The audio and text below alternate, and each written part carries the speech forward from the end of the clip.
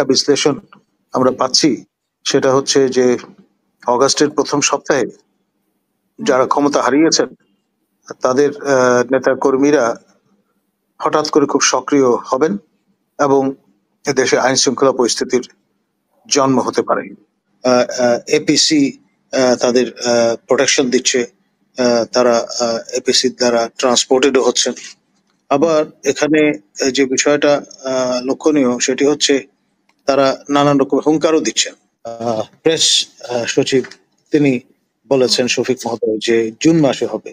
তো ফলে নানান রকমের আপনার এই অবস্থায় পুরো বিষয়টা নিয়েই ধোঁয়াশা আছে। দেখুন, সালাউদ্দিন মহোদয় যিনি বিএনপির শীর্ষ নেতাদের একজন, তিনি ওয়াকআউট করে একটা প্রেস ব্রিফিং করেছেন। সেখানে বলেছেন যে কিছুক্ষণের জন্য তারা ওয়াকআউট করেছেন, তাদের কিছু কিছু বিষয়ে আপত্তি আছে সেই কারণে, এবং এর পরপরই আবার ফায়ার অ্যালার্ম চালু হওয়ায় পরে আপনার সেই ঐকমত্য কমিশনের বৈঠকটি ছেদ পড়ে এবং আপনার আরো কিছু দলের নেতৃবৃন্দ বাম ধারার তারাও একই রকমের পদাঙ্ক অনুসরণ করেছেন বলে জানা গেছে। এবং সব মিলিয়ে আপনার মানে এতদিন হঠাৎ করে এই ঘটনা কেন? আমরা তো মতের অমিল বা এই ধরনের ঘটনা আগেও দেখেছি, কিন্তু হঠাৎ করে আজকে কেন ওটা শেষ মুহূর্তগুলো? ঐকমত্য কমিশনের তো আমার মনে হয় যে শেষ মুহূর্ত এগুলো। দেখুন, জোর করে কিলিয়ে কাঁঠাল পাকালে সেই কাঁঠাল খুব খেতে সুস্বাদু মনে হয় না। তো সেরকম একটি অবস্থা, এক ধরনের ডেসপারেশন কাজ করছে। জুলাই ঘোষণার সঙ্গে মিল রেখে তারপর নির্বাচনের তারিখ সম্ভাব্য ঘোষণার সম্ভাবনা সেটিও উকিঝুঁকি দিচ্ছে। আপনার গতকাল জাতীয় পার্টি কাজী জাফর ফ্যাকশন যেটি, তাদের নেতৃবৃন্দ বৈঠক থেকে বেরিয়ে এমনটি জানান দিয়েছেন। এবং আপনার গণমাধ্যমে কোনো কোনো প্রিন্ট মিডিয়ায় আপনার যে ব্যাখ্যা বিশ্লেষণ আমরা পাচ্ছি সেটা হচ্ছে যে অগাস্টের প্রথম সপ্তাহে যারা ক্ষমতা হারিয়েছেন তাদের নেতা কর্মীরা হঠাৎ করে খুব সক্রিয় হবেন এবং দেশে আইন শৃঙ্খলা পরিস্থিতির জন্ম হতে পারে।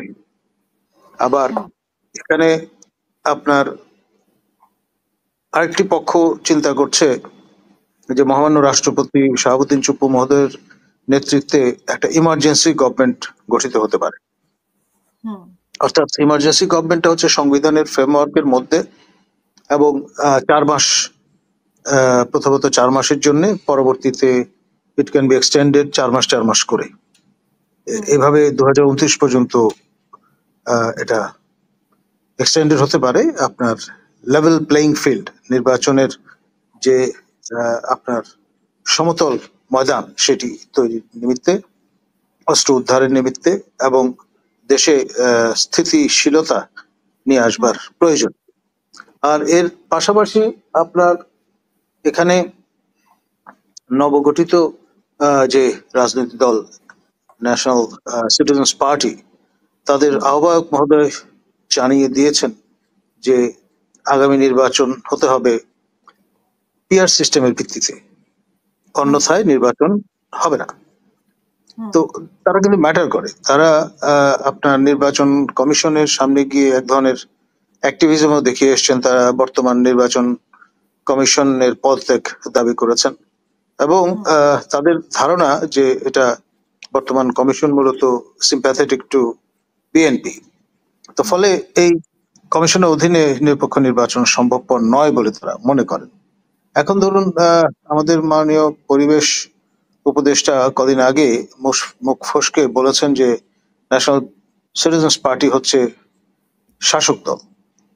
এখন সরকারি যত রকমের সাহায্য সহযোগিতা এবং পৃষ্ঠপোষকতা সবই কিন্তু তারা লাভ করছেন, এবং এর ফলে আপনার ফিল্ড লেভেলে, মানে যখনই তারা পদযাত্রা করতে যাচ্ছেন, সকল রকমের প্রোটেকশন সুযোগ সুবিধা পাচ্ছেন, কোথাও ডগ স্কোয়াড তাদের পাহারা দিচ্ছে, কোথাও এপিসি তাদের প্রোটেকশন দিচ্ছে, তারা এপিসি দ্বারা ট্রান্সপোর্টেডও হচ্ছেন।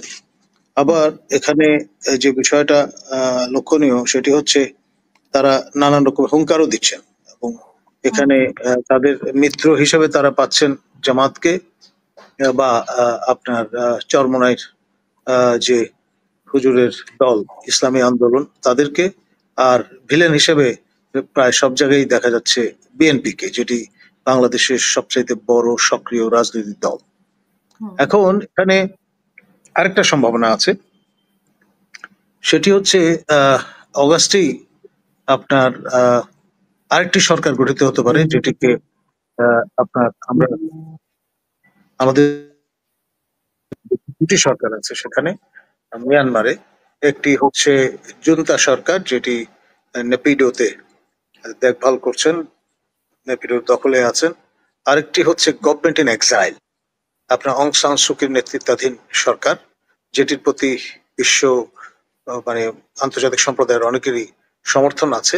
তো অনেকে আশঙ্কা করছেন যে অগাস্টেই হয়তো আপনার আরেকটা গভর্নমেন্ট ইন এক্সাইল বাংলাদেশের ক্ষেত্রে গঠিত হতে পারে, যে দলটি ক্ষমতা হারিয়েছে তাদের নেতৃত্বে, এবং তাদের সহযোগী যে দলগুলো আছে তাদের নেতৃত্বে। এবং যদি ব্যাপারটি সেরকম ঘটে তাহলে গৃহযুদ্ধ হয়ে যাবে অনিবার্য, সেটা ঠেকানোর কোনো সুযোগ থাকবে না।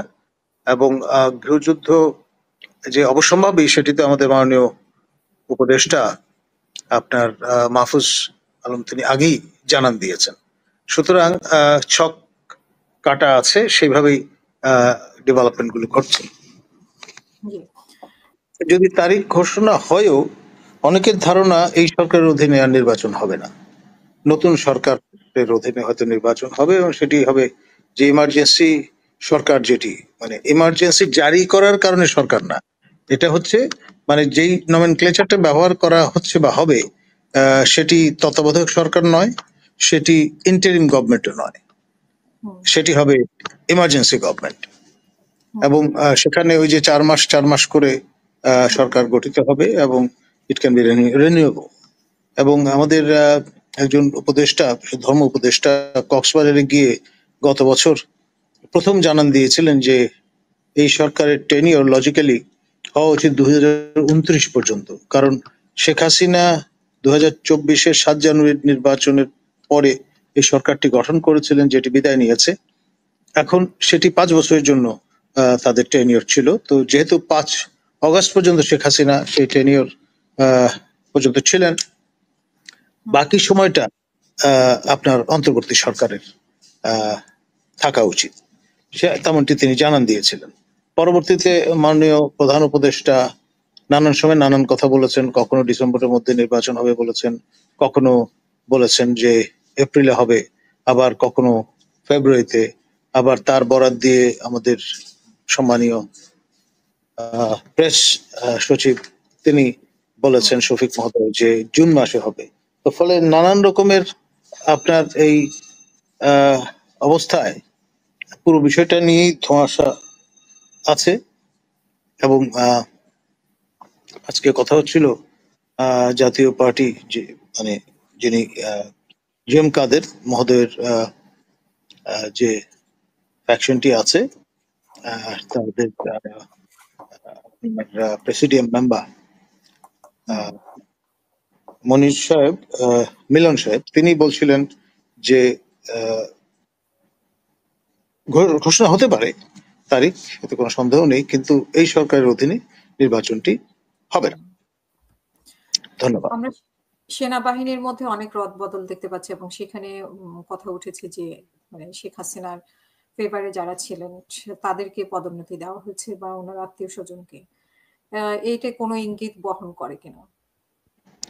ধন্যবাদ। এ ব্যাপারে আমি যতটুকু জানি বুঝি, সেই দৃষ্টিকোণ থেকে আমি বলবো যে একটা প্রমোশন বোর্ড প্রতি বছরই হয়, এটা রুটিন ম্যাটার, সেটি সম্প্রতি সংগঠিত হয়েছে। সেই উপলক্ষে মাননীয় প্রতিরক্ষা মন্ত্রণালয়ের দায়িত্বে নিয়োজিত উপদেষ্টা হিসেবে আমাদের মাননীয় প্রধান উপদেষ্টা নবুল্লাহ প্রফেসর ডক্টর ইউনুস গিয়েছিলেন সেনানিবাসে। এবং আপনার কর্নেল থেকে ব্রিগেডিয়ার এবং এই পর্যায়ের যারা সামরিক কর্মকর্তা তাদের প্রমোশনের বিষয়টি নিয়ে এই প্রমোশন বোর্ড অনুষ্ঠিত হয়েছে। এটাও রুটিন ম্যাটার, এটার সঙ্গে কোনো রাজনীতি অ্যাটাচড আছে এটা মনে করার কোনো কারণ নেই।